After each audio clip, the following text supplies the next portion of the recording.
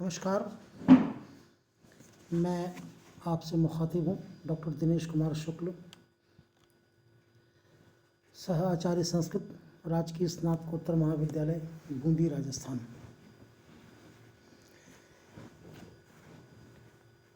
हितोपदेश मित्र लाभ की श्रृंखला में आज हमारा यह 15वां दिन है। बच्चों, पहले हमने आपको शेर की कहानी सुनाई थी और अब बारी है जंगल के बाकी जानवरों की, जिसमें हिरन है, भालू है,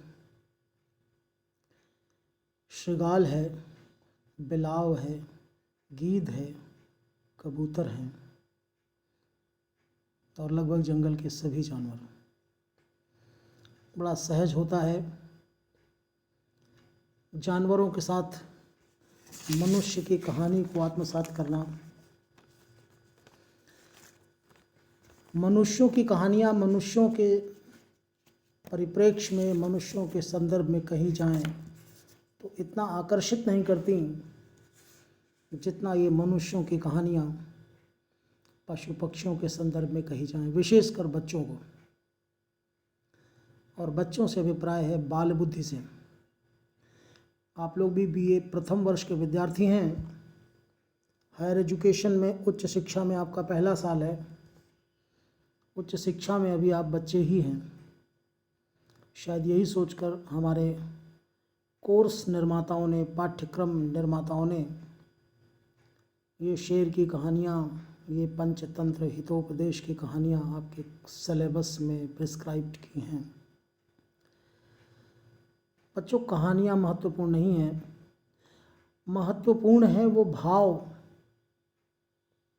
वो बातें, वो गूढ़ नीति वाक्य, वो जीवन के सरस तत्व जो इन कहानियों के मार्फत से कह दिए जाते हैं। कथ्य वस्तुतः वही है। जितना कुछ कहा जा रहा है उसमें जो सार तत्व है, दैट इज़ लेसन, उससे जो लेसन मिलता है, हमें जो सीख मिलती है, वो इम्पोर्टेंट है। ज़िंदगी में भी हमेशा ध्यान रखना चाहिए, आपके साथ बुरा से बुरा घटे और अच्छा से अच्छा घटे, सबको छोड़िए और आगे बढ़िए, लेकिन उससे जो लेसन मिलता है उसको मत छोड़िए, उसको लेकर चलिए, वो काम आएगा। कहते हैं समझदार आदमी एक पत्थर से दोबारा चोट नहीं खाता, लेकिन एक पत्थर से एक बार भी चोट खाना ये भी समझदारों की गिनती में नहीं आता। हमारी ज़िंदगी इतनी बड़ी नहीं है कि हम सब कुछ खुद के अनुभवों से ही सीखें। शादी नहीं की है, लेकिन बारात में जाकर के भी बहुत कुछ सीखा जा सकता है। तो अब हम देखते हैं कि वो जो प्रसंग देखा एक लघुपतनक नामक कौवे ने,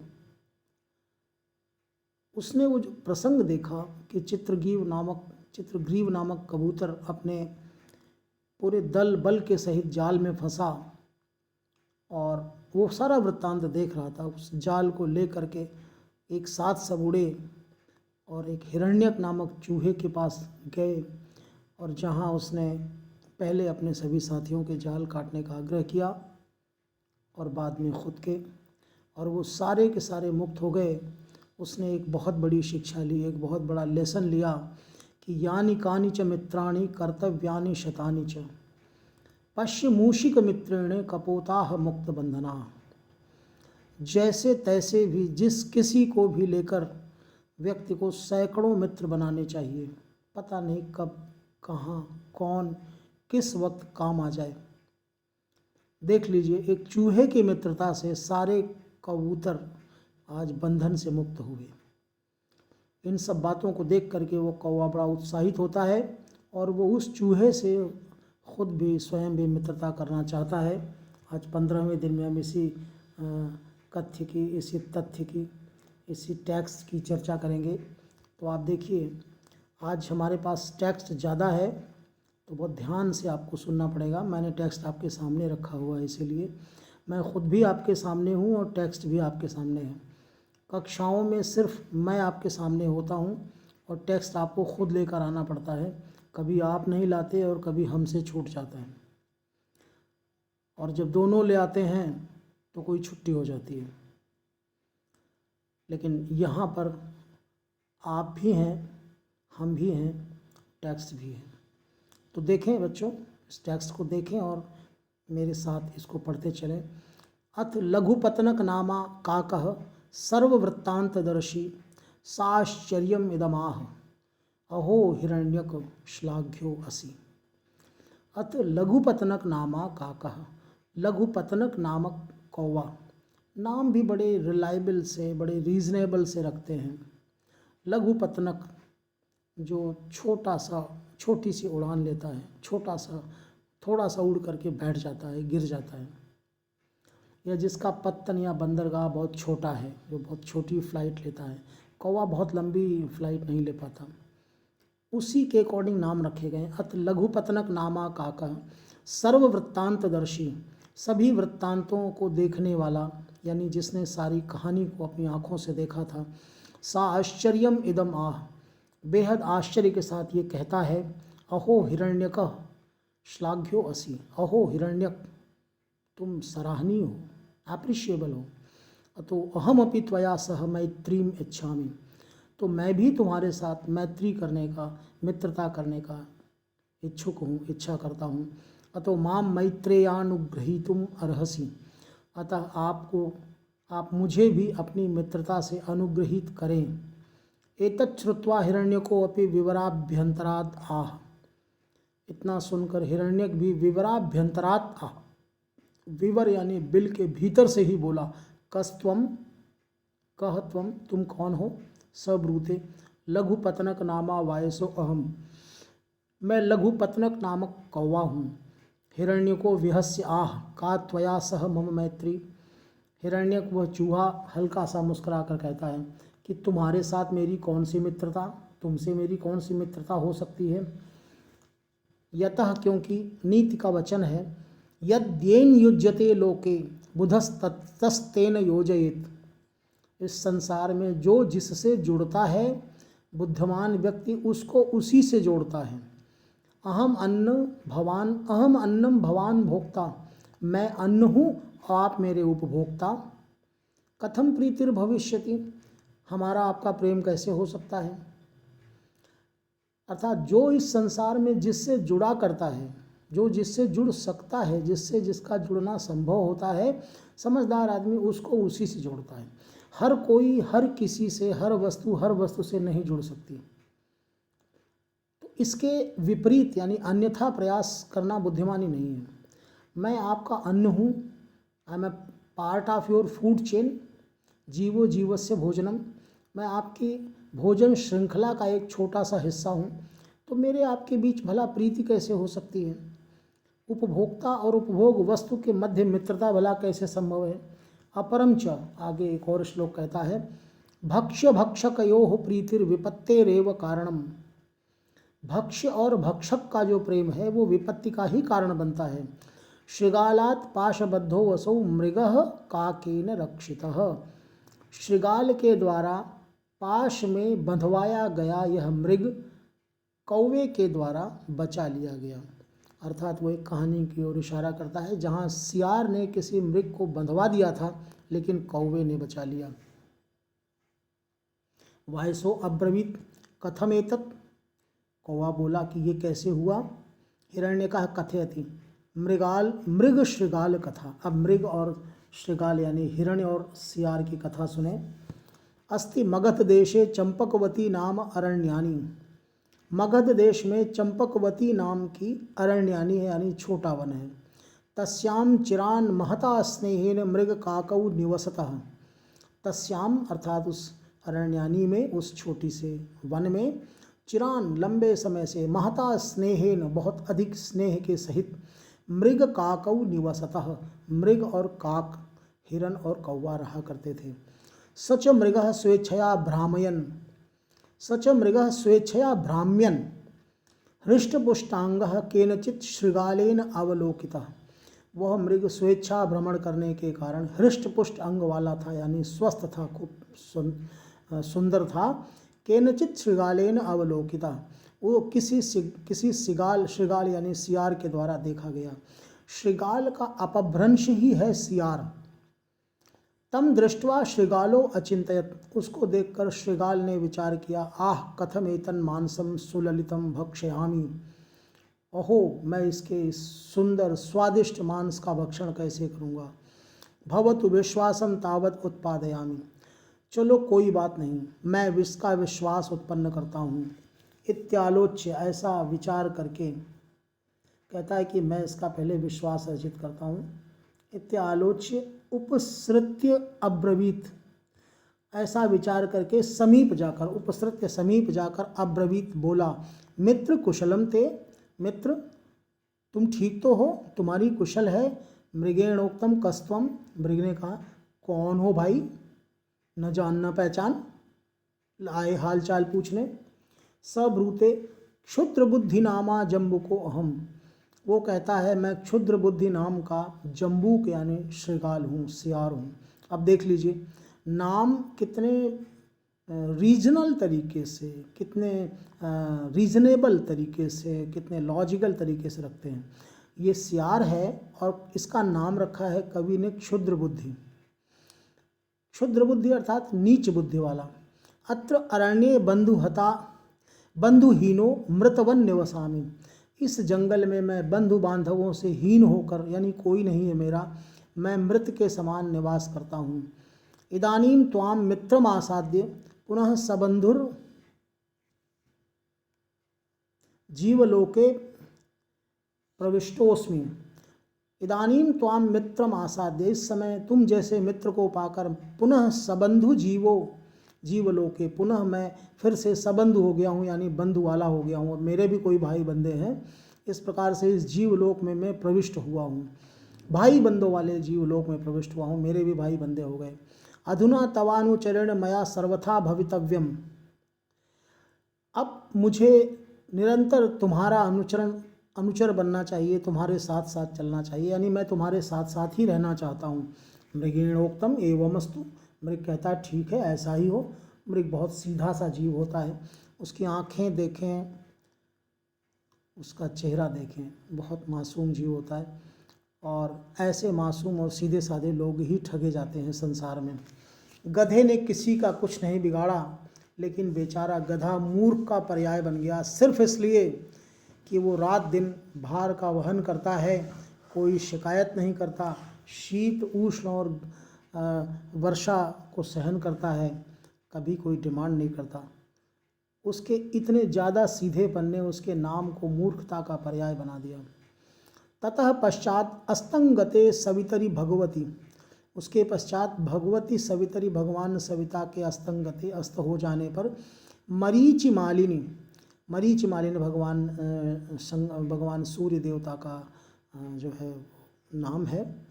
तौ मृगस्य वासभूमिम गतौ, तौ यानी वे दोनों अर्थात वह मृग और वह कौवा, वो कहाँ गए? मृगस्य वासभूमियों गतौ, उस मृग की वासभूमि पर गए, वो हिरन जहाँ रहता था वहाँ गए।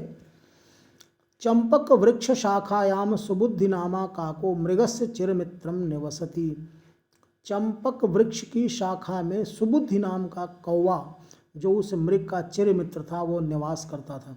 अब देखें फिर से नाम, कौवा जो है, उस जो मित्र है मृग का, उसका नाम सुबुद्धि है। काकतौ दृष्टवा, उन दोनों को देख करके, काको अवदत, वो कौवा बोला, सखे चित्रांग को अयम द्वितीय, हे मित्र चित्रांग, चित्रांग यानी चितकबरे अंगों वाला, हिरन आमतौर पर चित्रांग होता है।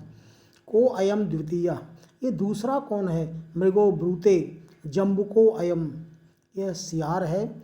अस्मात् सख्यम इच्छन आगता, हमारे सख्य की इच्छा करता हुआ, हमारे मित्रता की इच्छा करता हुआ आ गया है। काको ब्रूते, मित्र अकस्मात आगंतुना, अकस्मात यानी अचानक आए हुए के सह मैत्री न युक्ता, मित्रता उचित नहीं है।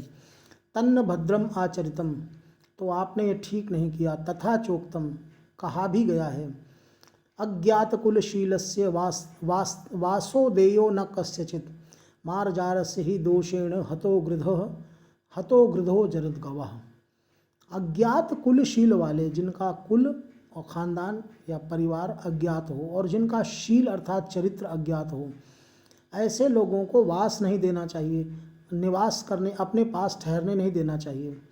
मार्जारस्य ही दोषेण, किसी मार्जार के दोष के द्वारा, किसी मार्जार के दोष से, मार्जार के अपराध से हतो गृधो जरद्गवः, जरद्गव नामक गीध मारा गया। तौ आवाहतु कथमेतत्, ये कैसे, काका कथयति, कौवा कहता है। अब आगे सुने जरद्गव विडाल कथा। अस्ति भागीरथी तीरे गृधकूट नामनी पर्वते, भागीरथी अर्थात गंगा के किनारे पर गृधकूट नाम का पर्वत था। नाम भी देखें, गृधकूट नाम है जिस पर एक गीध रहा करता है। महान परकटी वृक्ष, महान परकटी यानी पाकड़ का वृक्ष था। तस्य कोटरे, उसके कोटर में, उसके खोंथे में, पेड़ के बीच में जो स्पेस होता है उसके कोटर में, दैव दुर्विपाकात गलित नख नयनयो जरद्गव नामा गृधः प्रतिवसति।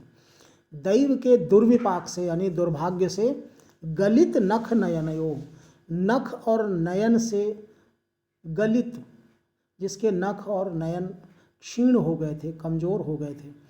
गिद्ध की ये दो ही ताकतें होती हैं, सैकड़ों योजन से शिकार को देख लेता है तो उसके नेत्र, वो नेत्र कमज़ोर हो गए, और उसके नाखून बहुत तेज होते हैं जिनसे वो शिकार करता है, तो उसकी आँखें और नाखून दोनों कमज़ोर हो गए थे। ऐसा जरद्गव राव का गिद्ध निवास किया करता था।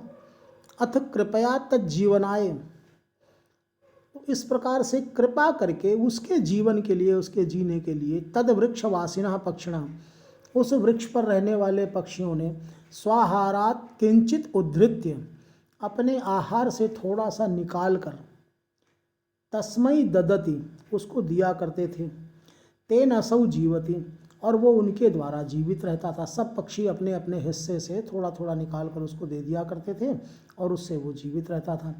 तेषाम शावकानाम रक्षाम च करोति, और उनके शावकों की, उनके छोटे छोटे बच्चों की रक्षा किया करता था। अथ कदाचित दीर्घकर्ण नामा मार्जारा, अब एक बार कोई दीर्घकर्ण नाम का मार्जार यानी बिलाव, पक्षी शावकान, पक्षियों के शावकों को, भक्षयितुम तत्रागतः, भक्षण करने के लिए, खाने के लिए वहाँ आया। फिर से एक बार नाम देखें, दीर्घकर्ण नामक बिलाव, बड़े बड़े कानों वाला बिलाव। बड़े बड़े कान वाला कहने से ही भयानक मालूम पड़ता है, खास करके पक्षियों के बच्चों के लिए। और बड़े कान से भी प्राय है वो बहुत दूर से चीज़ों को सुन लेता है, सूंघ लेता है। ततस्तम आयांतम दृष्ट्वा पक्षी शावकैर्भयार्तैः कोलाहलः कृतः। ततस्तम आयांतम दृष्ट्वा, तब उसको आते हुए देखकर पक्षी शावकई, पक्षियों के बच्चों ने, भयार्तैः कोलाहलः कृतः, भय से आर्त होकर कोलाहल मचाना शुरू कर दिया, शोरगुल करने लगे, डर गए। तच्छ्रुत्वा जरद्गवेनोक्तम को अयम आयाति, इस कोलाहल को सुनकर जरद्गव ने कहा, ये कौन आ रहा है। दीर्घकर्णो गृधम अवलोक्य सभयम आह, दीर्घकर्ण नाम ने गृद्ध को जब देखा तो सभयम आह, डर के मारे बोला, हा हतोस्मि, अरे मैं तो मारा गया।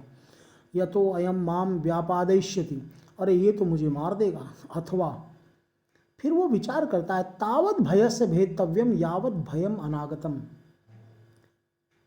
अब एक काम करें कि भय से तो तब तक ही डरना चाहिए, नीति कहती है, जब तक भय आ न गया हो, जब तक भय अनागत हो। आगतम तो भयम वीक्ष, और अगर भय आ रहा है तब उसको देखकर क्या करना चाहिए, नरः कुर्याद यथोचितम, तब व्यक्ति को यथोचित उसका प्रतिकार करना चाहिए, जो उचित हो, जैसे भी उस भय से फेस किया जा सके वो करना चाहिए। अधुना अस्य सन्निधाने पलायितुम अक्षमः, अब मैं इसके सामने भागने में तो असक्षम हूँ, अब तो मैं भाग नहीं सकता।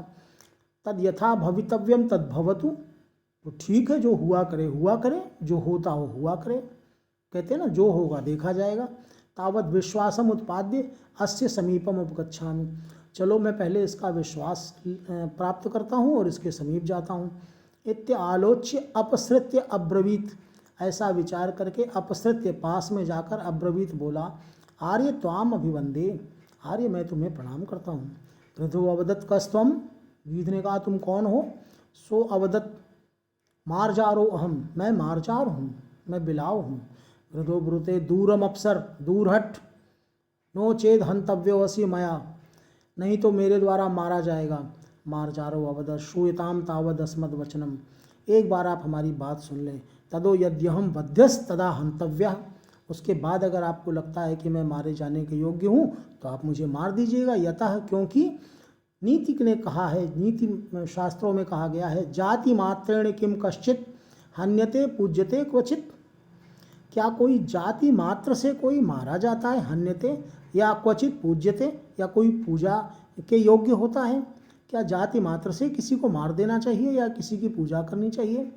व्यवहारम परिज्ञाय वध्य पूज्यो अथवा भवेत्, अथवा कोई वध्य या पूज्य व्यवहार को जानकर होता है, किसी के व्यवहार कुल शील को जानकर के हम ये तय करते हैं कि उसकी पूजा करनी चाहिए या उसको मार देनी चाहिए, या सिर्फ जाति मात्र को जान करके। देखिए बहुत बड़ा मैसेज है बच्चों, जाति प्रथा के विरोध में ये बहुत बड़ा सूत्र है कि केवल जाति मात्र से किसी को ना तो मार दिया जाना चाहिए और ना किसी की पूजा की जानी चाहिए। अर्थात ये दोनों कार्य तब किए जाएंगे जब उसका व्यवहार जाना जाएगा, उसका कुल और शील जाना जाएगा। सो धन्यवाद, शेष अगली बार में। नमस्कार, शुभ रात्रि।